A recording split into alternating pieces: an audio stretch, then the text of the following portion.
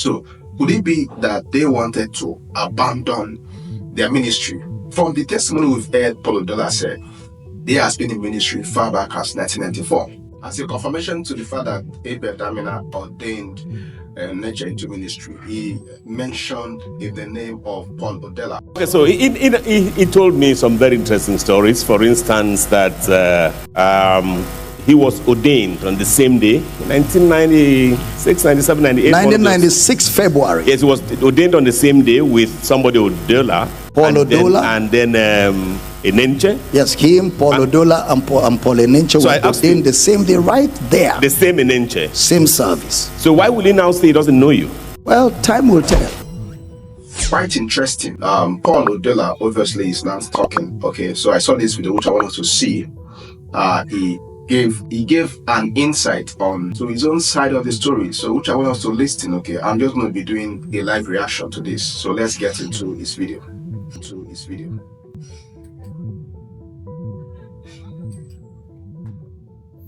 Oh, thank you very much. I think I've been privileged to know Dr. Abel Damina and Dr. Paul Eneche way back. As far back as 1994 was the first time I think Dr. Paul Eneche came into the picture of Dr. Abel Damina. And as at the time Dr. Paul came into the picture, he was already a man of God in his own right. I have a particular handbill where Dr. Paul featured as a guest speaker. Yes, he was already a... So basically what he's saying here, in the last video, according to the testimony of Abel Damina, he said he ordained him in ministry in 1996. Whereas Odola here is confirming that Eneche came to the picture with Abel Damina as far back as 1994, and he has been in ministry. Obviously, those who follow Paul Eneche knows that he started his ministry while he was on campus, according to the stories we've heard. So let's continue. Guest speaker, that was in 1995. It was in that handbill, there's one pastor called Dr. Friday Younger. In 1995, so Dr. Paul came into the picture as already a minister of the gospel, fireful and vibrant, that often attends the conferences that Dr. So obviously, for him to have mentioned that he was a guest minister, this is just to tell you that some persons at that time already knew him. If you are to invite a minister, obviously you must have seen his exploit. So this is what he's, trying to say by going through this route. So let's continue. Organizes. There was this just prayer conference that was going on then, that Dr. Paul comes around. So when the movement ICMA became a church, Dr. Paul came in as an associate minister. Sometimes he goes around preaching, you don't get to see him on the Sunday. If he's around at just, he comes into the service. And I had the opportunity to invite Dr. Paul to come minister for us in 1995 in Bauchi State. He was then a man of God in his own right. He came to that meeting with Dr. Becky, his wife, and with Deborah, his daughter, with his mother-in-law. That was 1995. And we could see then that the man was anointed, was fireful, was a man of God in his own right by all standard. So we had the opportunity of coming around Dr. Joshua Talina and Reverend Dr. Abel Damina, and obviously, I must say this, obviously, it was very clear, very apparent that it was different. It was different from us in so many ways than I can mention here. It was different in his lifestyle. It was different in his approach to ministry. It was different in his morality. And so basically, it was obvious that Dr. Paul as a person had his own approach, had his own lifestyle, had his own more or less like ministry, came around as an associate.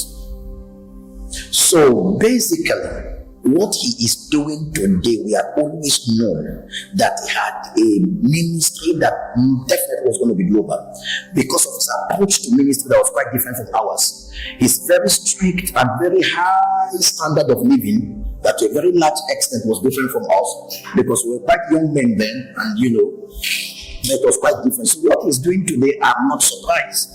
And if Dr. Abel is laying claim to happen, train or probably ordain Dr.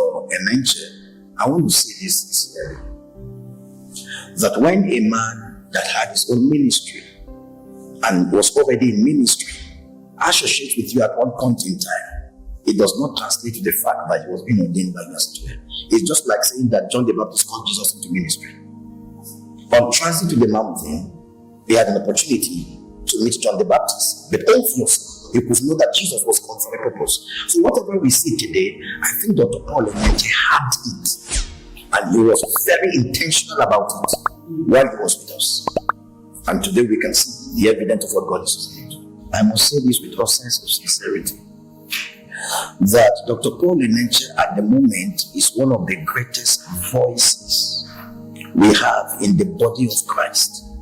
And for me, I think he is more or less like the current father of our faith.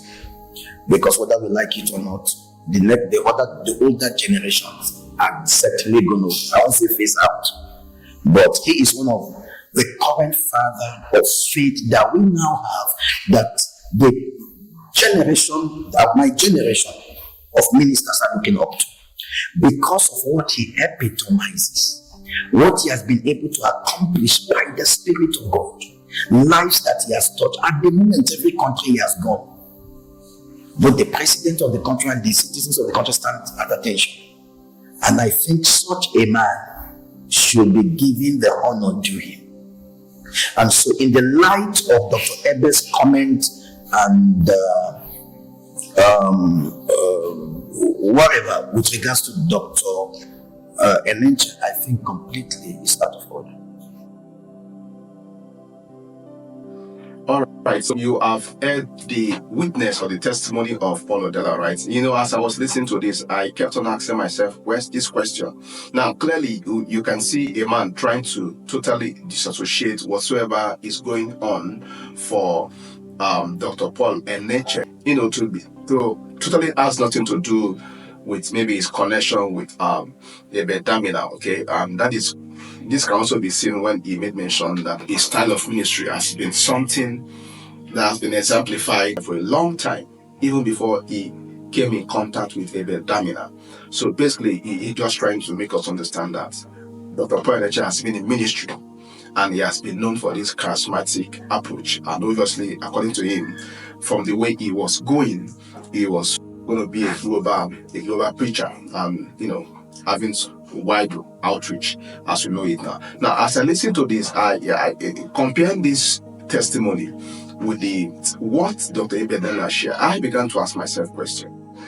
If Dr. Paul Odola has been in ministry as far back as 1990, as far back as 1994, 95, meanwhile, when he went for ordination, when he was ordained by Damina, was around 1996, and also when they started their ministry, also around that range. So does it mean Dr. Paul Eneche and his wife were about to abandon ministry and travel abroad to further their masters in medicine? Because from what Damina explained, they got admission and they are about to travel, and their intention is that when they travel, eventually comes back, they want to set up a medical mission. So could it be that they wanted to abandon their ministry? From the testimony we've heard, Paul Odola said he has been in ministry far back as 1994. So if they went to meet, because that was according to this testimony, obviously when their ministry started was around 1996, right? So the question is this: when they went to meet Dr. Damina, was their intention all about wanting to dump the ministry which they are in and eventually travel abroad and wanting to come back to set up a medical mission? I mean, this is just me thinking out loud, but you've heard that from Paul Odola. I do want to know what you think about this, right? Make sure to leave your comment on the comment section.